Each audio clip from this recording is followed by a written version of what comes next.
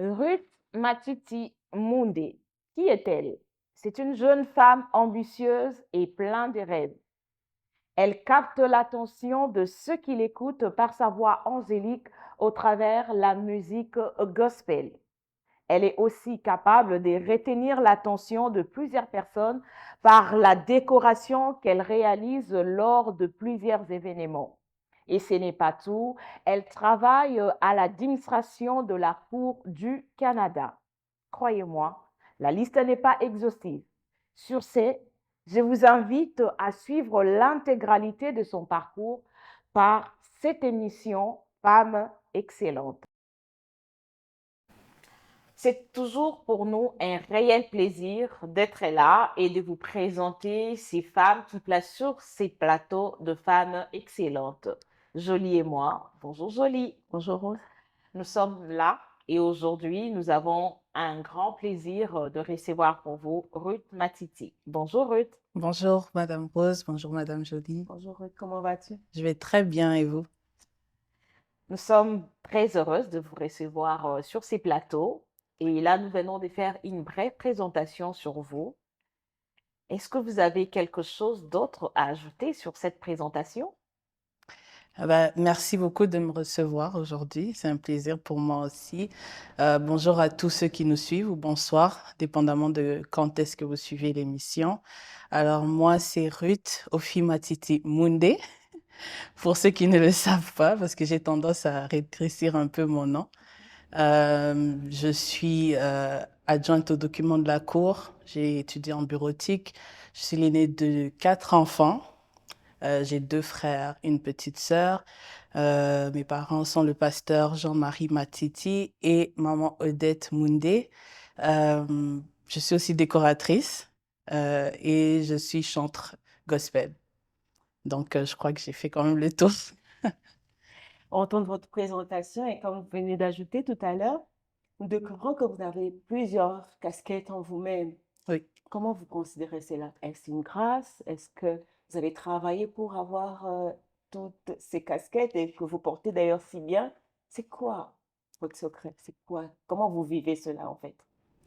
Je crois que c'est juste la grâce de Dieu. J'ai pas travaillé forcément pour avoir toutes ces casquettes. Ce sont des dons que le Seigneur a mis en moi et tout ce que je fais, c'est de les exploiter. Donc, c'est vraiment par la grâce de Dieu.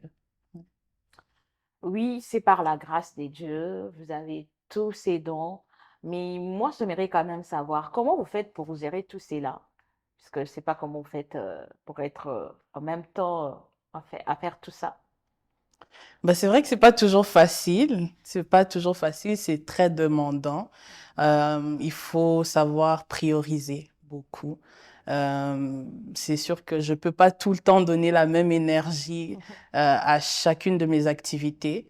Parfois, ce sera le chant qui prend plus de temps. Il y a certains moments, certaines périodes. Par exemple, la décoration, c'est pas tout moment que c'est très occupé. Il y a la période estivale qui prend beaucoup, qui demande beaucoup plus d'efforts. Donc, c'est vraiment juste de savoir s'organiser et balancer, prioriser beaucoup, oui, euh, le Comment tout. vous trouvez cet équilibre-là pour équilibrer toutes ces casquettes en même temps? Je dirais Il que faut certainement avoir un secret.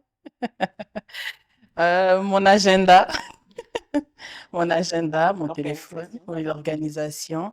Mais je dirais aussi savoir dire non parfois. Parfois, il faut que je dise non à certaines choses. Et je dirais aussi la prière parce que je dois toujours demander là où je dois être. Moi, j'aime demander à Dieu qu'est-ce qu'il attend de moi. À chaque saison, à chaque moment. Donc, des fois, il va me dire non, là, tu vas pas, là, tu pars pas, tu fais ça. Donc, je dirais que c'est ça qui m'aide à être équilibré. Nous remarquons que vous servez le Seigneur. Ouais. Est-ce que c'est facile de servir Dieu dans un tel environnement, dans ce siècle-ci, être jeune et servir le Seigneur? Mm. Est-ce compatible? Est-ce que c'est incompatible? Ça Mm. prend quel sacrifice en fait? C'est une très belle question. Non, c'est pas toujours facile d'être jeune dans cette époque, dans cette génération et de servir Dieu. Non seulement de servir Dieu, mais d'être consacré. parce qu'on peut être dans le service, mais être consacré, ça demande un autre niveau de, comment dire, D'engagement. d'engagement, voilà. Et non, c'est pas toujours facile. Euh, Parfois, les gens ne te comprendront pas. Il faut être en accord avec le fait que tu ne seras pas toujours compris. C'est quelque chose que j'apprends avec les années. Puis, je dirais vraiment juste d'accepter l'identité que j'ai en Christ. C'est ce qui m'aide à pouvoir faire ce que Dieu me demande de faire. Parce que si j'attends que tout le monde puisse m'accepter, je le ferai jamais. Même Jésus-Christ n'a pas fait l'unanimité. Exactement. Exactement. Mais non, c'est pas toujours facile. Mais quels sont les défis de la jeunesse?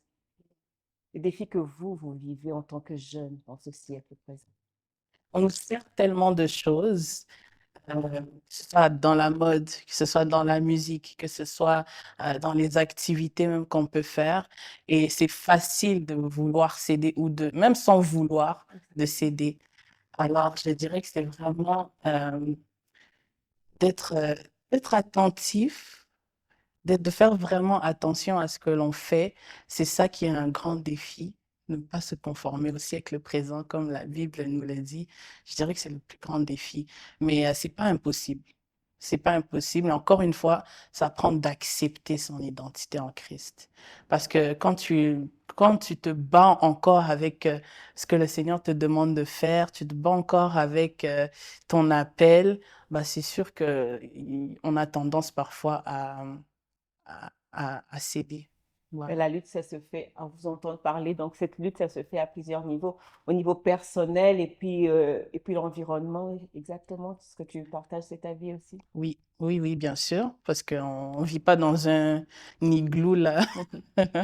Nous ne vivons pas dans un igloo, non, on est confrontés, on a des amis, on est au travail, on nous propose à chaque moment, comme par exemple en ce moment, on approche de la période d'Halloween et il y a plusieurs activités qui se font. On, on peut t'inviter parfois et il faut être assez euh, confortable et à l'aise pour refuser de telles invitations, mais non seulement refuser, mais d'expliquer le pourquoi.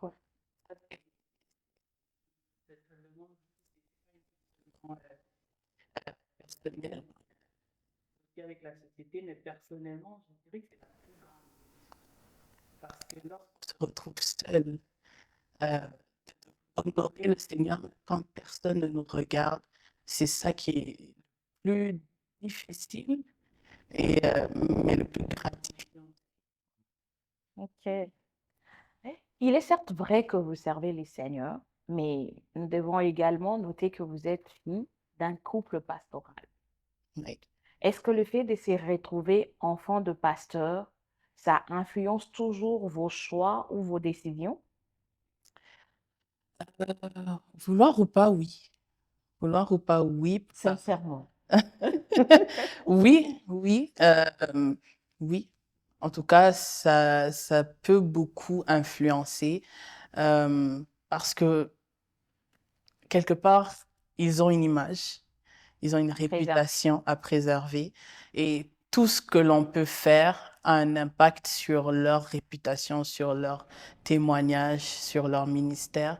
Donc oui, nos choix, quelque part, sont influencés par rapport à ça. Mais il arrive un temps aussi où on réalise que la marche, la vie, elle est individuelle.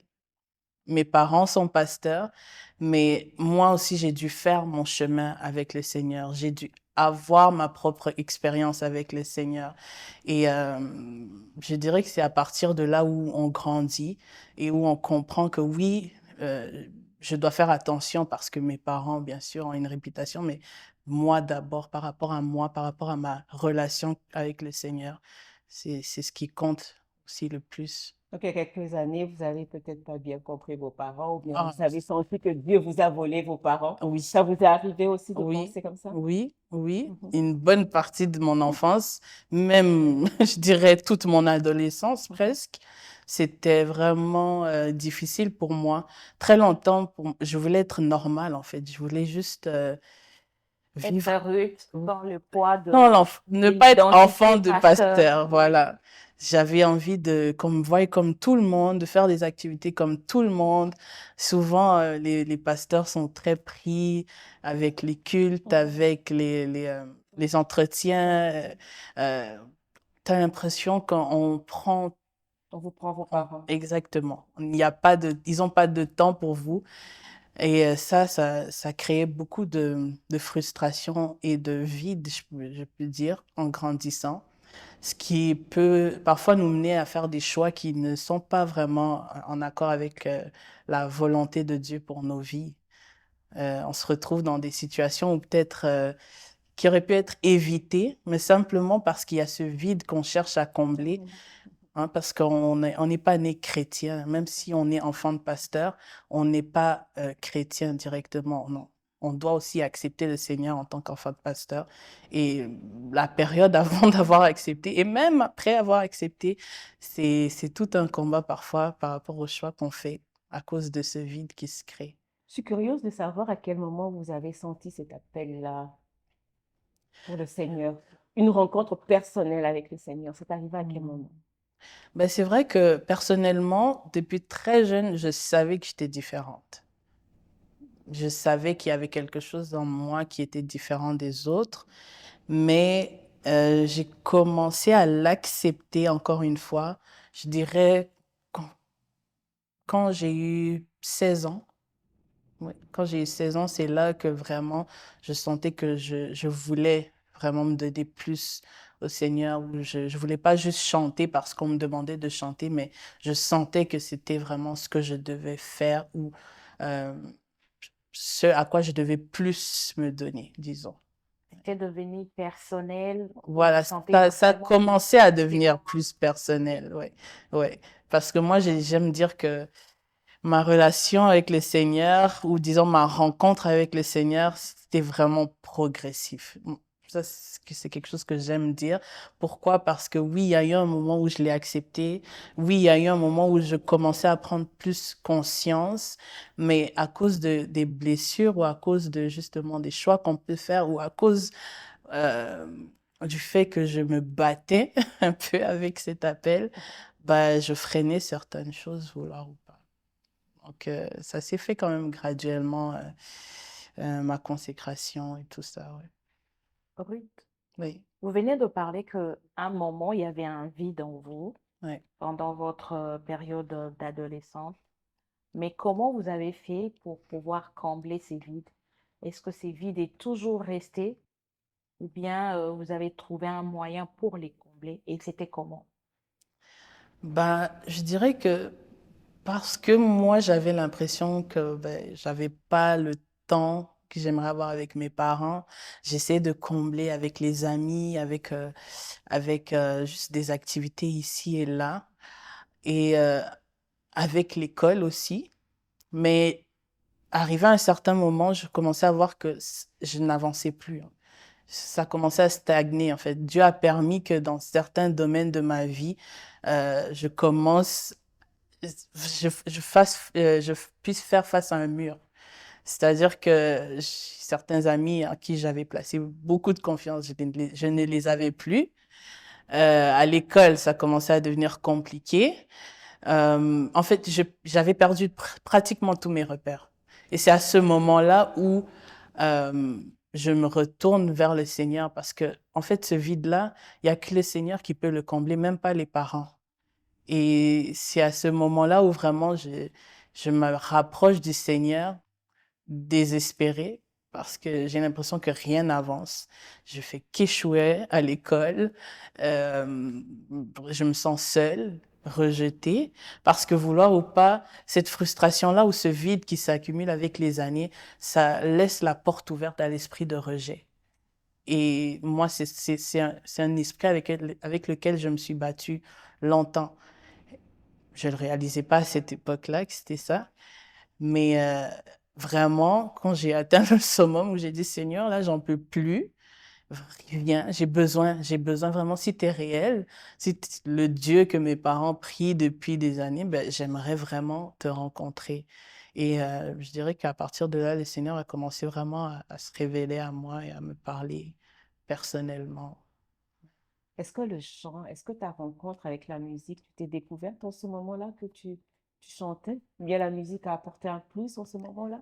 Ou c'était cette époque-là où tu as Mm, finalement découvert cette passion vers la musique et les arts aussi?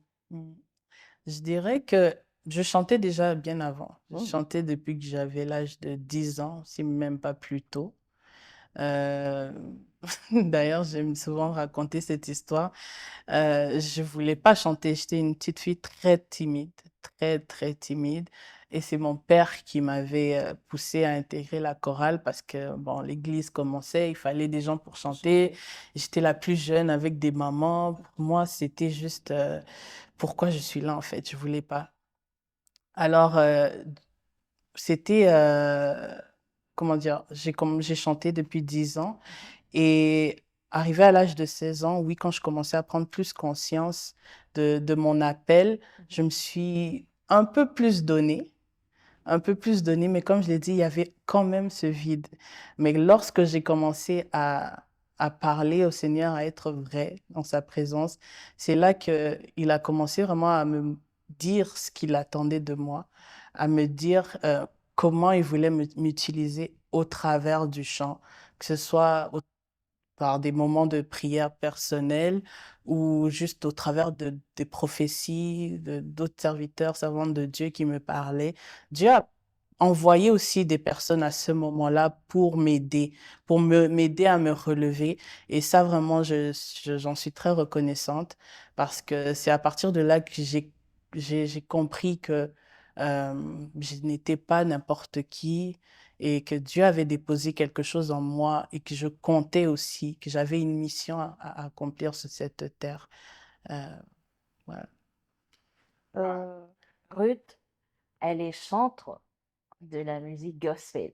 Mais, Au jour d'aujourd'hui, vous avez plusieurs concerts dans votre effectif avec de vedettes, de stars, de grandes renommées. Et nous allons noter aussi votre single, Règne, en oui, tout cas, un bel exploit. merci. Comment Ruth se sent à ces niveaux? Est-ce accompli ou bien vous avez encore des défis à relever? Ah, j'ai encore beaucoup de défis à relever, ça c'est sûr. Il y a énormément de défis à relever, mais je suis quand même très contente et très fière parce que pour moi, c'est significatif du chemin qui a été parcouru.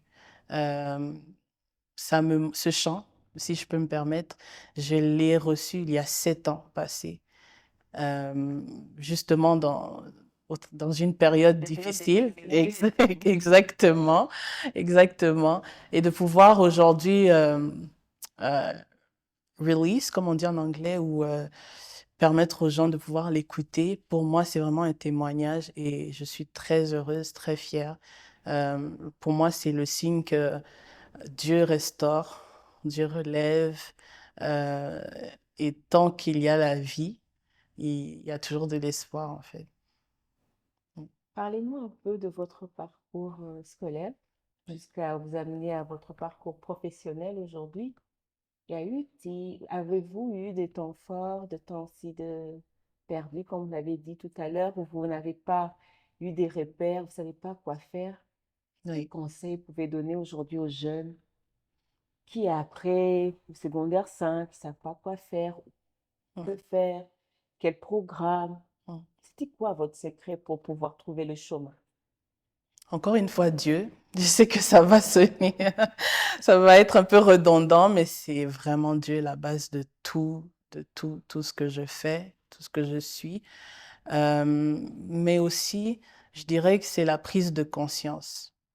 La prise de conscience le jour où j'ai accepté de voir les choses telles qu'elles étaient. Parce que souvent, quand on vit des échecs répétitifs, on a tendance à abandonner et aussi à chercher des boucs émissaires à gauche et à droite. C'est la faute d'un tel, c'est à cause de ça, c'est parce que j'ai pas eu un bon professeur ou il y a des démons, surtout pour nous les chrétiens, des blocages de famille, tout ça. On aime ça. On aime se reposer un peu sur ça. Mais il faut aussi prendre sa part de responsabilité. Et le jour où moi, j'ai pris ma part de responsabilité, de me dire, OK, qu'est-ce qui n'a pas fonctionné? Pourquoi? Qu'est-ce que je fais en ce moment qui ne me permet pas d'avancer? C'était quoi? La Si ça... négligence. Oh, ouais. Il y avait le manque de motivation, je dirais, le manque d'ambition. Mon père aime nous faire asseoir par moments jusqu'à aujourd'hui, mais il nous faisait asseoir, il nous disait, je ne vous trouve pas ambitieux. Et c'est vrai, à cette époque-là, je manquais beaucoup d'ambition, ou disons, j'avais l'ambition, mais à cause du manque d'estime de moi-même, Ouais. j'envisageais pas pouvoir atteindre des objectifs. Pour moi, je pensais pas qu'un jour j'allais travailler au palais de justice, moi. On m'aurait dit ça, Non, mais et il y a beaucoup de limites. je me mettais énormément de limites. Mais le jour où j'ai accepté de voir que j'avais ma part de responsabilité, c'est le jour où les choses ont commencé à changer pour moi. Parce que j'ai commencé à me dire, OK, pour arriver là où je n'ai jamais été avant, il faut que je fasse ce que je n'ai jamais fait avant. Et c'est là où j'ai commencé à travailler, à développer une certaine discipline à l'école ou à mettre certaines choses de côté. Par exemple, les téléphones, parfois apprendre à le mettre de côté un peu, l'éteindre quand il faut. Ce sont des choses que j'ai dû développer et c'est là que j'ai vu le changement aussi. Bien sûr, comme j'ai une grande sœur qui aime le dire, ma Bible d'un côté et les livres de l'autre. C'est pas juste que je prie et que j'étudie pas, non, fallait allier les deux. Et c'est ce que j'ai fait. Voilà. C'est ce que vous avez fait. Et vous vous êtes pas arrêté là, ça vous a amené aussi à faire la décoration. Oui, oui, Hmm. Quelqu'un qui avait autant de limites, oui, quelqu'un qui n'était pas ambitieux, mais il se retrouve dans un Plusieurs monde casquettes. où elle s'ouvre autant de portes. oui, Nous aimerons que vous puissiez nous parler quand même de cette histoire de la décoration. D'où vous est venue cette passion? oui. Alors, ce qui est drôle, c'est que je disais toujours, même étant plus jeune, qu'un jour je ferais de la décoration. Des fois à mes parents, comme ça, je disais, ah, moi, un jour je vais faire de la décoration. Parce que déjà, à la maison, j'aimais bien déplacer les choses et tout, arranger, mais sans plus, quoi. Sans plus. Parfois, ça pouvait paraître comme juste des paroles de petit enfant. Mais je me suis vraiment lancée. Ça a commencé d'abord par mon intégration dans le monde de l'événementiel, euh, au travers d'une amie qui a une compagnie, d'ailleurs que je salue, Déborah Mavoie. Euh, elle m'a elle m'a approchée pour la rejoindre dans son entreprise quand elle a commencé et j'avais commencé justement comme adjointe administrative. Donc, c'était au niveau de l'organisation de mariages, d'événements corporatifs. Et c'est ce qui m'a ouvert un peu à ce monde-là. Et plus je l'accompagnais, plus je travaillais avec elle, je prenais goût et je voyais parfois les décoratrices qui venaient, j'aimais bien ce qu'elles faisaient. C'est comme ça que je commençais à regarder un peu ici et là, aller voir des vidéos sur YouTube, sur Instagram, suivre des comptes de personnes qui faisaient ce métier, qui font ce métier. Et j'ai commencé à me dire que ah ouais, ce serait quelque chose que j'aimerais bien faire. Et j'ai commencé simplement à la maison, comme ça, à prendre des assiettes et à placer sur la table, aller rechercher comment bien placer les choses. Et c'est vraiment parti de là. C'est vraiment parti de là. Tout, rien de bien grand. Je me suis juste dit, je vais essayer. Et au fur et à mesure, bah, comme on dit, l'oiseau fait son nid. Euh, une personne me contacte pour me dire, ah, j'aimerais bien que tu puisses on m'a parlé de toi vers Déborah. J'aimerais faire une petite pause ici pour dire c'est important d'être bien entouré parce que peut-être que je ne me serais jamais lancée si j'avais pas eu cet ami pour m'encourager, pour me pousser. Et ça, j'aime bien le dire, c'est très important d'être bien entouré. Donc, elle qui savait que j'avais cet amour-là, elle me pistonnait des fois sans que je le sache. Et voilà, les gens m'ont contacté, une personne, une deuxième, une troisième, puis c'est parti de là. On va faire un coucou à Déborah Mavoie. Oui, coucou. Pour être une bonne amie et pour vous avoir boosté, il faut le faire. Il y a des gens Ouais, qui qui savent découvrir des talents qui sont cachés Ouais, et qui vous donnent aussi des ouvertures. C'est une bonne disposition d'esprit. totalement. Comment vous vous voyez dans un futur proche ou un futur Waouh. lointain alors? Dévoilez-nous cela. C'est une bonne question, je m'attendais pas à ça. Comment est-ce que je me vois? Waouh.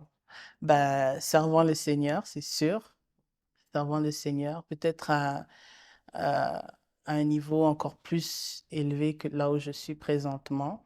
Élevé pas à cause de la notoriété, mais juste, Intimité. voilà, voilà. Et aussi le niveau de responsabilité, je crois bien. Je me dirais encore plus entreprenante, mariée, mère, oui, je dirais ça.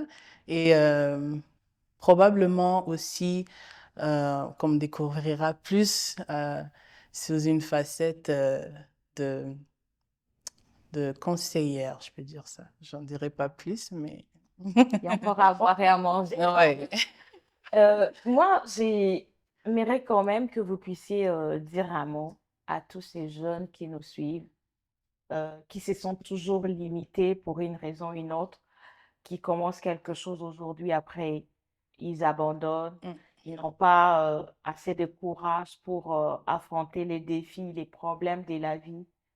Quels sont les conseils que vous pouvez leur donner pour essayer un peu de les encourager, de faire confiance en eux et Mm. qui sont capables d'arriver là où ils veulent arriver?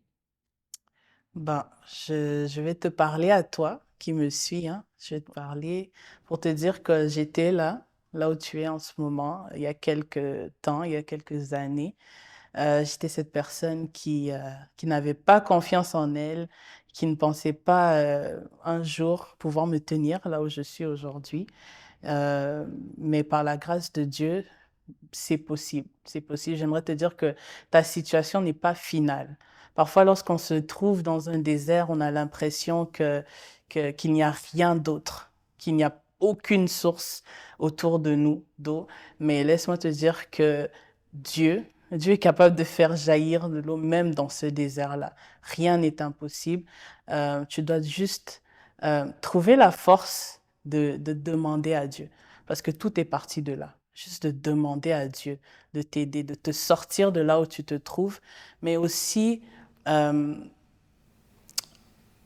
prendre la peine de te questionner, de te poser les bonnes questions. Pourquoi est-ce que tu te retrouves là où tu es? Et à partir de là, je crois que le Seigneur pourra t'orienter sur ce que tu dois faire par la suite pour, euh, pour atteindre le prochain niveau. C'est ce que je veux dire. Merci Ruth. Merci beaucoup. Merci de nous avoir suivis. Merci de nous avoir livré votre parcours, votre histoire. Il a certainement boosté, aidé une personne. C'en est fini pour cette émission d'aujourd'hui. Merci. À la prochaine. Merci à vous. Une vie, un parcours, une histoire. Vos échecs, vos expériences, vos réalisations peuvent servir à une autre personne. Alors, n'hésitez pas à en parler à chaque fois que l'occasion se présente au-devant de vous. Si vous avez une histoire à raconter, n'hésitez pas de me contacter à l'adresse qui s'affiche au bas de l'écran. Merci de nous avoir suivis. À la prochaine.